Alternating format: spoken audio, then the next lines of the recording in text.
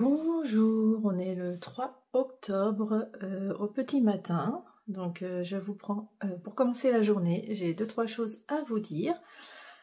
Oui, alors déjà peut-être vous montrer le ZEF, ça serait pas mal. On va commencer par ça. Alors ça y est, parce que je l'ai terminé. J'essaierai de vous le montrer à la suite de la vidéo portée, parce que là je manque de recul et j'ai pas envie de me changer, il fait pas chaud, hein, j'ai mis mon 13 KO, voilà. Le ZEF tout beau qui vient, qui est tout sec, là ça y est, il est enfin sec. Ça tombe bien que le chauffage se soit remis en route, hein, ça aide, clairement. Donc voilà, je pense qu'il est... Je l'ai même pas essayé. Ouais, bah oui, comme je vous avais dit, j'ai fini très tard. Le lendemain matin, j'ai bloqué sans l'essayer, en fait. J'ai mis à laver. Donc bon, tant pis. Je suis pas inquiète. C'est ça que je veux dire, je suis pas inquiète du tout. Donc... je trouve très très beau, regardez-moi ces petits détails. Donc modèle de Marianne, hein, Marianne Munier. Je vous avais laissé dans les summer vlogs, je n'avais pas fait l'encolure ni les manches là. Donc j'ai fait comme j'avais dit en fait, j'ai attendu d'avoir fini la 3e pelote sur 4. Donc je sais pas où j'avais fini par là. J'ai repris donc la 4e pelote qui a servi entre temps pour ma couverture Jigsaw, je vais vous montrer juste après. Du coup, on va montrer aussi, faire un point sur la couverture. Donc la dernière pelote qui avait déjà servi dans la couverture m'a servi après pour faire les côtes ici, les côtes ici. Donc ça s'est très bien passé parce que regardez, il y a très peu de rangs en fait, hein, c'est cool, hein, ça va super vite. Moi ce qui me prend du temps c'est de relever ici parce que je n'ai jamais le même nombre de mailles. Alors là ça va vite, hein, pouf, je fais ça. Puis après, ah bah j'ai pas le même nombre de mailles, donc je défais. Ah j'arrive vraiment pas à faire le même nombre de mailles. Bon bah faut que je change ici, donc je redéfais ici. J'essaye de monter, là il fallait que je monte plus de mailles. Donc voilà. Ah j'ai galéré. À chaque fois c'est pareil. J'arrive pas à monter le même nombre de mailles. Donc je reviens en arrière tout le temps. Donc finalement ça s'est bien passé. Ma petite pointe a l'air bien. Donc voilà, nickel. Donc je rappelle, j'ai eu aucun problème avec ce modèle à part quand j'ai commencé ici. Le motif avec les augmentations, on suit un diagramme et moi il me manquait une maille. Donc il a fallu que je fasse une augmentation de plus pour retomber dessus et je trouve que ça se voit pas. Ça pourrait faire un décroché ici, vous voyez, parce que j'ai rajouté une augmentation. Peut-être qu'on le voit, peut-être que c'est ça, je ne sais pas, mais franchement il faut le savoir quoi. Parce que de l'autre côté, voilà, je trouve que ça ne se voit pas. Donc ça va. Elle a fait une nouvelle version d'ailleurs, elle a fait un update sur le patron, je sais pas si c'est pour ça, je ne suis pas allée voir. Donc peut-être que c'est mieux maintenant, je ne sais pas. Donc en tout cas moi ça m'a pas gêné, j'ai fait une augmentation et puis c'était bon quoi. Donc voilà, je l'adore, je vais vous le montrer. Voilà, dans cette vidéo je vais m'arranger ce midi pour me montrer en le portant quand j'aurai moins froid. Parce que ça se réchauffe toujours dans la journée, il n'y a pas de problème. Encore là, voilà. Donc c'est la laine Vaia de Langue. Vous voyez, ça rend super bien en fait. Hein. Franchement, je suis très fan. C'est un mélange de coton et de yak. Et de laine aussi, je sais déjà plus. En tout cas, je sens pas l'effet coton. Et ça, j'adore. Donc je pense qu'il sera léger quand même, mais je peux pas savoir. Enfin, si j'ai froid dedans aussi, mais il fait pas assez chaud pour que je sache. Voilà, donc je vous montre aussi la laine Vaia dans la Jigsaw. Alors la Jigsaw, petit point. C'est le bazar. Il y a de la laine accrochée. Je vous explique ça. Alors, est-ce que je vais avoir assez de recul par contre? Attendez, j'ai une aiguille qui ne suit pas. Voilà, je préférerais. Voilà, donc j'ai quand même des... Voilà, ça ira. Alors, j'ai toujours du mal à vous la montrer. Hein, parce que c'est à l'envers pour moi, ça me perturbe. Alors, voilà. Donc, ça, ce sera un bord. Je n'y reviendrai pas. Juste pour faire l'i-cord à la toute fin, donc dans 1 an et demi à peu près. 2 ans, 3 ans, je sais pas.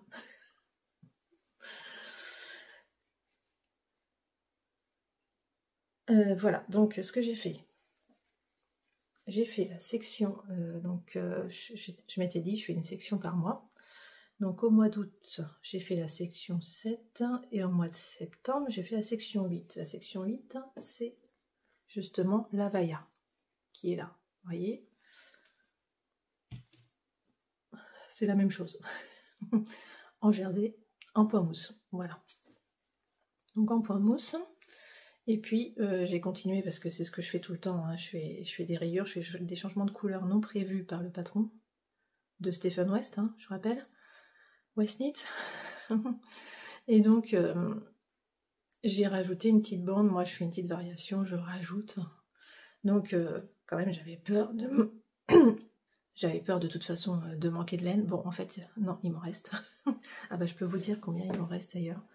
Je l'ai noté parce que je note tout sur mon dans un PowerPoint et dans Excel. J'ai une sacrée organisation. C'est comme ça que j'arrive à faire facilement le défi de chaque capuche d'ailleurs. Donc sur le ZEF, il me reste... Donc il fait 166 grammes, mon pull ZEF, et sachant que j'avais 200 grammes à la base, donc il me reste 34 grammes. Et j'en ai utilisé dans la Jigsaw. Je vais vous dire ça aussi parce que je l'ai noté. Dans la Jigsaw, j'en ai utilisé 12. Donc 34 moins 12, il me reste 22 grammes. Voilà, donc il me reste 22 grammes de Vaya. Voilà. Bon, je pensais l'avoir noté plus clairement que ça, mais non. Alors, qu'est-ce que je disais? Il faut que j'arrive à vous la remontrer.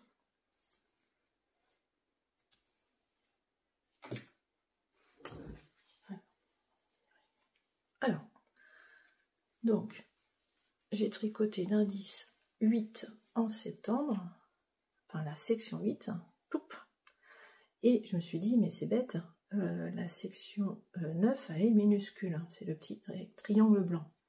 Ce qui fait que j'ai aussi fait en septembre, comme ça je me suis dit, en plus, bah, comme ça, je tricote le 9 en septembre, c'est quand même pas mal. Voilà, donc le 9 est fait, donc là, je me suis dit, on est en octobre, j'attaque le 10. Donc je viens d'attaquer. Parce que je me dis que je ferais bien ça le soir, devant la télé. Voilà. Donc, un petit détail aussi, je ne suis pas très fan de mes reprises de mailles. À chaque fois que je reprends, je trouve que c'est pas très joli. J'ai compris pourquoi grâce au Glowear. C'est parce que je ne comprenais pas quand il dit... mince, comment il dit? Enfin, c'est en anglais. Il dit... bah mince, j'ai oublié le mot. Pick-up, voilà. Pick-up NK3. Moi, je comprends. Je relève une maille et je la tricote et je fais ça 3 fois. Bah non. Quand j'ai regardé la vidéo pour le montage de mon châle Glowear, c'était pas ça. Pick-up NK3, c'est juste relever 3 mailles. Je les tricote pas. Donc, des fois, on voit des modèles en français comme ça qui disent relever et tricoter. Donc moi, je m'embête, j'aime pas ça en fait. Je relève et je retricote une maille dedans. Je relève, je retricote une maille dedans. Mais j'aime pas ça en fait, donc j'ai arrêté de le faire. Et je me demande si c'est pas une mauvaise traduction de l'anglais. Parce que pick up NK3, ça veut pas dire ça. Ça veut dire juste relever 3 mailles. Et je pense que si des fois c'est traduit en relever et tricoter 3 mailles. Bah non, en fait. Non, non, ça veut juste dire qu'il faut relever à l'endroit les mailles. Je pense que ça veut dire ça parce qu'on pourrait aussi les relever dans l'autre sens, donc à l'envers, et donc ça serait pick up NP3. Voilà, je pense que c'est ça. C'est ma petite analyse de ces derniers jours. Donc je pense que je vais arrêter de les relever comme ça, parce que je me dis qu'après tout, j'ai aussi des transitions qui sont beaucoup plus jolies. Donc ça ne sera pas choquant que je change. Donc j'y ai pensé en le faisant ici, hein, donc j'ai encore tricoté à chaque fois, mais bon. Je pense que c'est la dernière fois que je le faisais. C'est vraiment en faisant ça que je me suis dit qu'il fallait que j'arrête. Voilà. Donc là, je reprends mon coloris Azrael de The Woolly Skein. Je vous ai montré un pull hein, avec ça. Je m'étais même plainte parce qu'il a déteint mon pull, je trouve. Il est moins beau que ça. Mais c'est pas grave, je le porte quand même. Voilà, donc j'en ai encore. C'est infini parce qu'en fait, je l'ai déjà utilisé là. J'en ai encore, c'est dingue. Et pourtant, je tricote en double.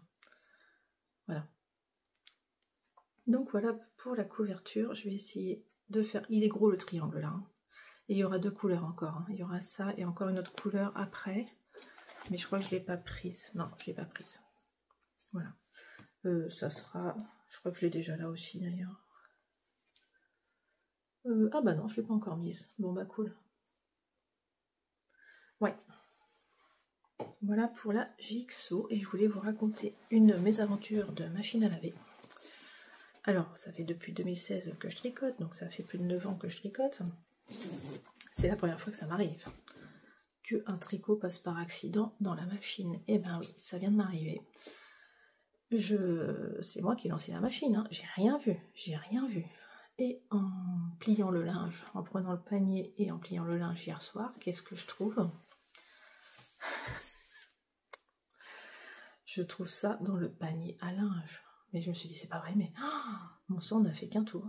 Je me suis dit, c'est pas vrai, c'est passé à la machine et au sèche-linge, parce qu'en plus j'avais lancé un sèche-linge. Et regardez, ça n'a même pas feutré. Ça n'a même pas feutré, mais je me suis dit qu'il y avait quand même quelque chose qui avait changé. Alors je rappelle, ça c'est de la Arco-Iris Yarn, et ça c'est coloris velours de Bulbe Bizarre. Et il m'est arrivé un problème avec cette paire, c'est que au premier bain, enfin au blocage, le velours a déteint sur cette laine. Donc ça c'est pas le coloris original de Arco-Iris Yarn du tout. C'est pas ça du tout, il était beaucoup plus joli. Donc je vous dis pas quelle couleur c'est, ça sert à rien. Elle n'a pas teint cette couleur. C'est ce violet qui a déteint dessus. Mais je me suis dit, c'est dingue, ça passe. Lavage, hein, j'ai fait un lavage à 40. J'ai fait un séchage, un sèche-linge. Et regardez, ça n'a pas feutré. La Superwash, en fait, ça passe à 40. J'avais jamais osé. Par contre, il y a quand même un truc qui a changé. Je vous montre.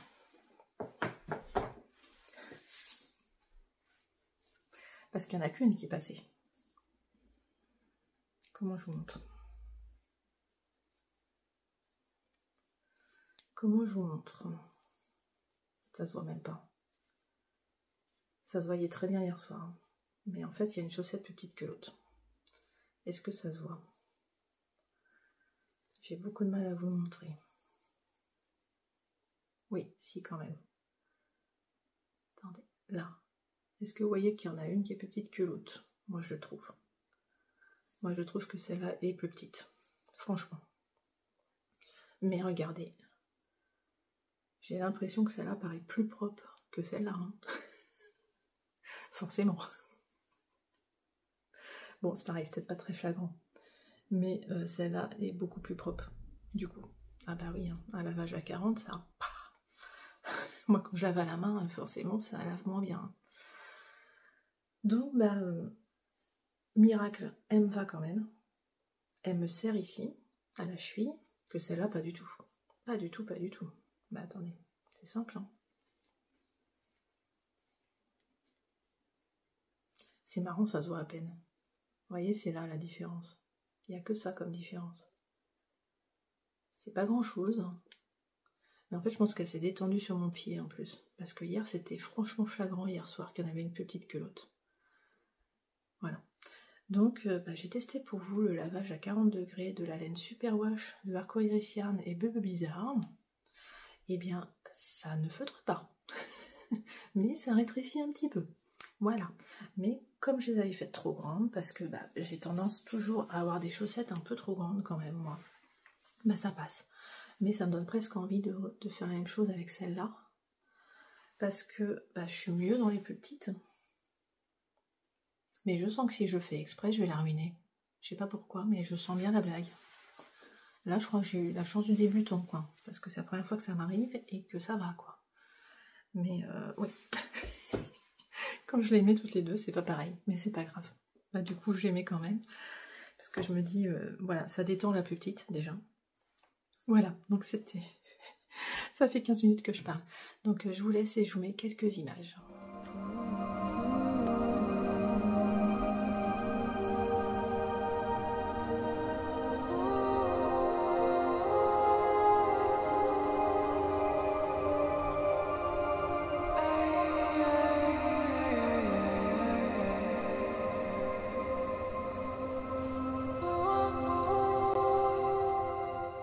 Eh bien, franchement, moi, Colissimo, là, j'en suis beaucoup plus contente que de colis privé, là.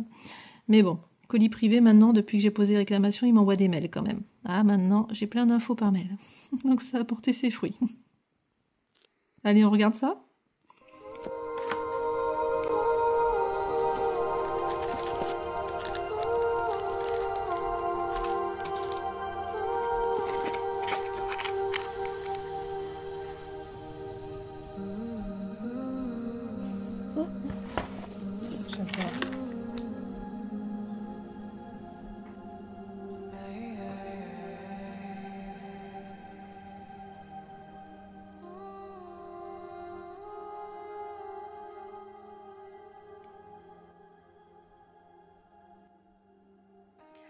Alors, je vous prends rapidement parce que je suis sur le point de détricoter ce que j'ai castonné hier. J'ai castonné ça hier. Bon, en plus, il y a des fils. Mais de toute façon, ça ne me plaît pas. Oh, mais c'est pénible. Regardez ce que j'ai castonné.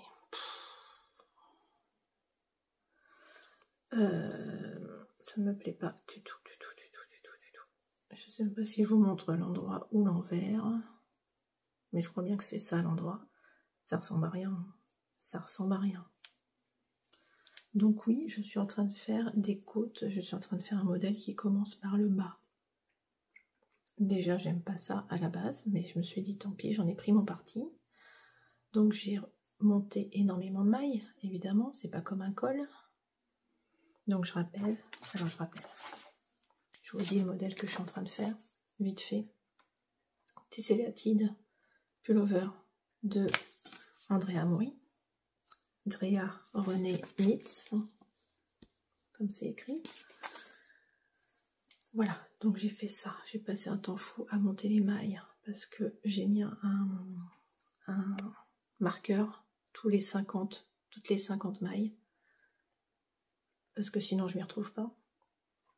Et là je tricote, mais ça me plaît pas, donc je vais défaire. J'ai réalisé que je suis en train de faire des côtes toutes moches, alors que sur mes chaussettes, c'est tout beau. Donc il y a un truc, si c'est tout beau sur mes chaussettes, c'est parce que je suis en deux. Ça c'est en deux, c'est beau. Voilà. Et là, je suis en 2,75. Et en 2,75, bah ça va pas. Je pense que la laine est trop fine. Enfin, je tricote très lâche, hein, je le sais, mais voilà, donc ça va pas. Et pourtant le Zef, j'ai fait les côtes en 2,75 et ça va très bien. Enfin, je sais pas, c'est des côtes 1,1, mais on voit rien à travers, vous voyez?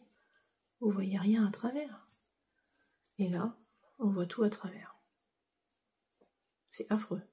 Enfin, on voit pas ce que j'ai fait. J'ai fait des côtes de 2. Vous aviez deviné? C'est des côtes de 2. Non mais, voilà. Donc, bah, je vais défaire. Voilà, je le fais devant vous. Ça me gonfle hein, quand je monte autant de mailles, quand je passe autant de temps à monter des mailles. Ça me gonfle un peu, mais bon, c'est comme ça.